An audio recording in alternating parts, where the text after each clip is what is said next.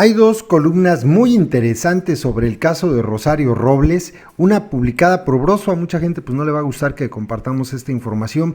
A mí Broso en mucho sentido me parece patético eso de banalizar la información, hacer broma de cosas tan trágicas como las que se viven en el país, me parece nefasto. En fin, es un tipo que simplemente no comulgo con él. Sin embargo, esta columna, no sé si él la escribió, pero me parece muy buena.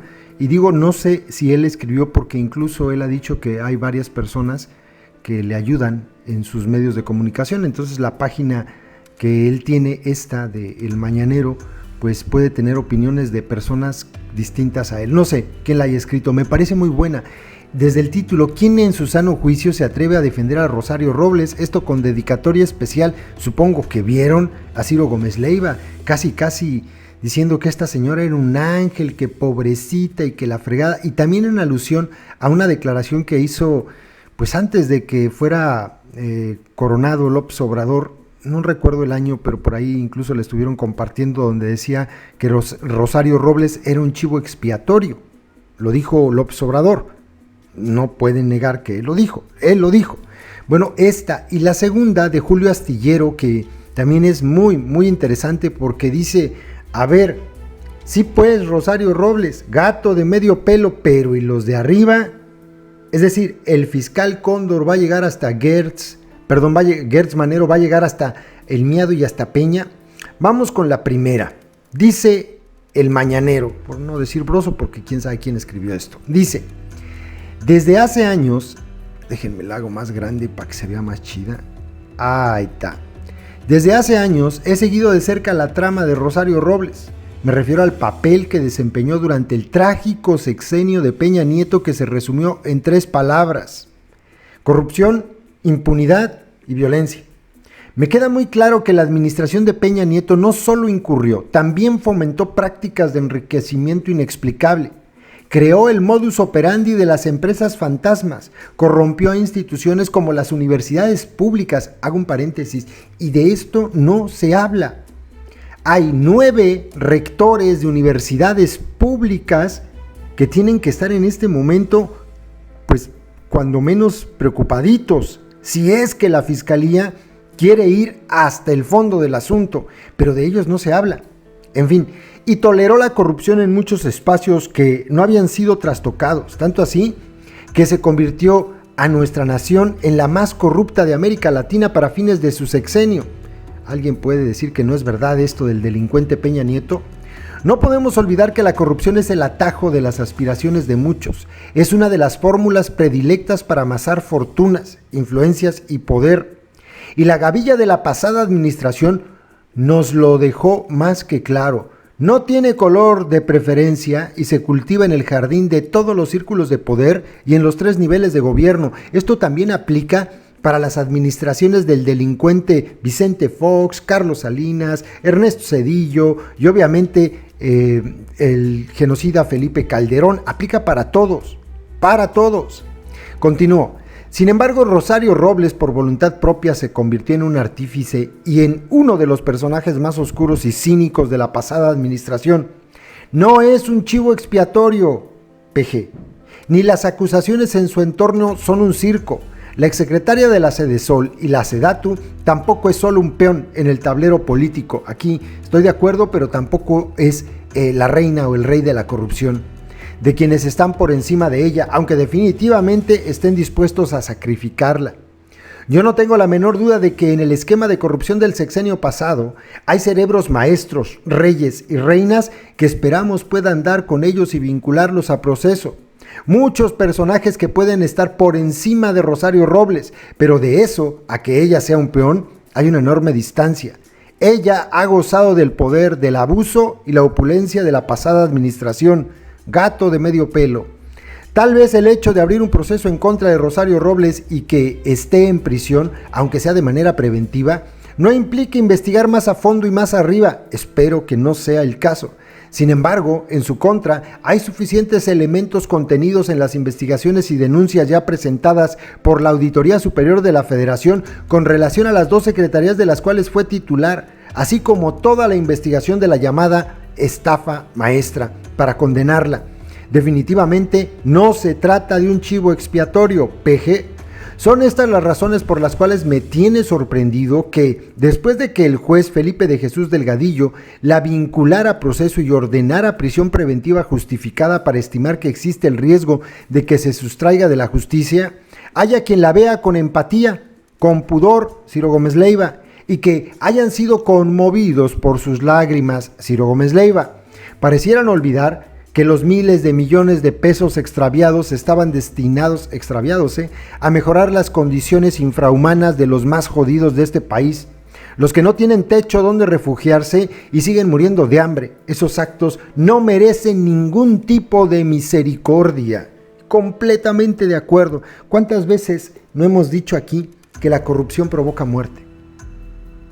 Bueno, pues ella es responsable de muchos de estos trágicos sucesos en las familias de los más jodidos, como dice la columna.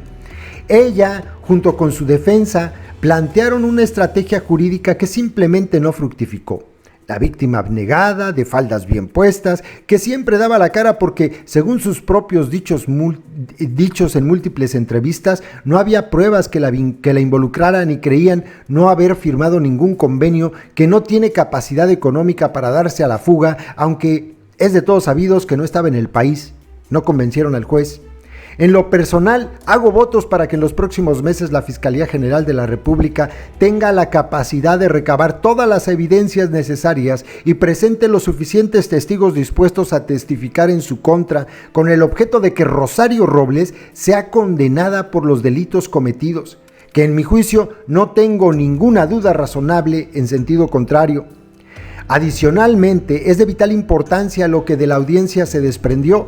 Rosario Robles, es lo que dice la columna de Julio Astillero, ahorita la compartimos, sí informó al expresidente Peña Nieto sobre las presuntas irregularidades detectadas por la Auditoría Superior de la Federación y que se cometieron con el esquema de la estafa maestra.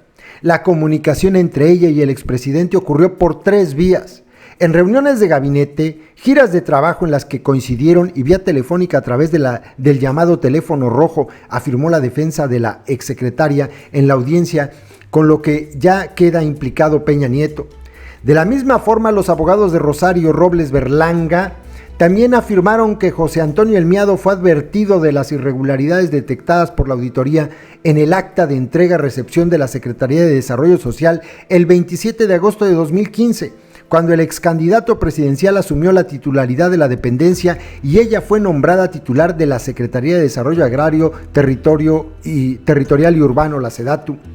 En el contenido del acta se estableció e informó el estado en el que se encontraban los señalamientos de la auditoría y los procesos abiertos de fiscalización, y que deberían ser tomados en cuenta por el nuevo titular, dijo Óscar Ramírez, uno de los abogados defensores de la hoy vinculada a proceso. De manera categórica, el juez pidió a la defensa entregar copia certificada del acta de entrega-recepción de la titularidad de la Sedesol entre Rosario Robles y José Antonio Meade, realizada en esa fecha a más tardar el día de mañana. Y la cereza del pastel. Juan Manuel Portal, quien era el titular de la Auditoría Superior de la Federación, relató que tuvo hasta 5 reuniones con Rosario Robles Berlanga entre 2014 y 2017 para señalarle las irregularidades de la estafa maestra y que también el expresidente Peña Nieto había sido alertado, además de la Secretaría de la Función Pública. Las puertas de Santa Marta Catitla se abrieron. Esperemos que la caja de Pandora también. Por eso pregunto, ¿quién en su sano juicio se atreve a defender a Rosario Robles? Bueno, Ciro Gómez Leiva. Y en este sentido, Julio Astillero también escribió su columna el día de hoy. ¿Investigará el fiscal Cóndor a Meade y a Peña? Aquí es donde las cosas se empiezan a poner interesantes. Felipe de Jesús, ahí está más larga, ahí está. Felipe de Jesús Delgadillo Padierna, juez de control que lleva el caso de Rosario Robles Berlanga, instruyó a la Fiscalía General de la República a cargo del fiscal Cóndor para que determine si pasa a investigar a José Antonio El Miado como presunto responsable de la misma conducta omisa que hoy tiene en la cárcel a la exjefa del gobierno capitalino. Gert, por cierto, esto qué curioso, ¿no? Fue secretario de Seguridad Pública durante las administraciones chilangas de Cuauhtémoc Cárdenas y de Rosario Robles. Posteriormente, en el nivel federal, pues también del delincuente Vicente Fox, qué curioso, ¿no? No con tal contundencia por escrito, pero el mismo juzgador hizo saber a la defensa jurídica de Robles que se debe aclarar si Enrique Peña está involucrado, si está encubriendo, para efectos del proceso, si en forma tácita está involucrado. Julio Hernández Barros, quien junto con Javier Olea lleva la representación de Rosario en este litigio, ha asegurado que ellos jamás mencionaron que el exocupante de la silla presidencial estuviese involucrado o tuviese alguna responsabilidad en la estafa maestra. Peor, afirman que esas palabras y su consecuente deducción fueron una falsa interpretación en el jurisperito, que el jurisperito quiso hacer por sí mismo. En tanto, la unidad de inteligencia financiera, esto que dijeron ayer, que es una barbaridad, de la Secretaría de Hacienda, este tipejo Nieto, ¿no? Y la Auditoría Superior de la Federación han hecho saber que hay otros expedientes de corte penal relacionados con este caso de corrupción ostentosa. Aquí puso hasta mañana, yo creo que eso se le fue al final. En cuanto a lo enumerado en el párrafo inicial de esta columna, el emplazamiento hecho por el juez Delgadillo Padierna se ha fundado en que las dos veces, secretaria peñista dijo que a la hora de traspasar el mando informó al Miado de las irregularidades habidas en la Secretaría de Desarrollo Social, algunas de las cuales posteriormente se englobarían mediáticamente como la estafa maestra. Miado, además de la Sedesol, ocupó las carteras de Relaciones Exteriores y de Hacienda en distintos momentos de la administración priista de 2012 a 2018. Y aquí viene lo interesante. Y esto, a ver, si el día de mañana, el plazo que tiene fijado hasta el día de mañana, los abogados presentan este documento, será una señal bien clara de que el juez está obligado a llamar a declarar al Miado y al delincuente Peña. Falta que Robles Berlanga muestre el documento oficial donde reporta al Miado las pillerías cometidas con cargo al erario y que dicho reporte sea claro y directo. Pero desde ahora la autoridad judicial ha solicitado al fiscal Cóndor que actúe. La decisión que se tome permitirá medir el grado de partidismo que se ha utilizado en el caso Robles, histórica adversaria del obradorismo, pues una lógica jurídica mínima mostraría que ante conductas iguales debería haber acciones sancionadoras iguales. Es decir, Miado debería ser sometido a un tratamiento jurídico similar al aplicado a Robles, a menos que a esta se le castigue no solamente por la evidente ratería practicada por sistema en dos secretarías de Estado, sino por consideraciones políticas como las que podrían salvar a Miado de citatorios y comparecencias que significarían una manera negativa perdurable en uno de los principales tecnócratas del país. Otra gran tecnócrata de los años recientes, es Luis Videgaray, quien actualmente nada de muertito.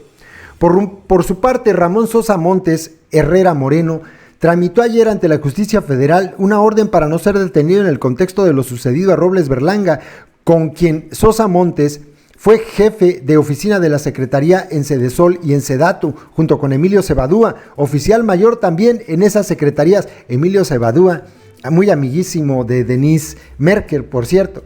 Siempre como parte del primer círculo de Rosario, el político guerrerense Sosa Montes es mencionado con insistencia como candidato natural a investigaciones y eventuales sujeciones a proceso penal.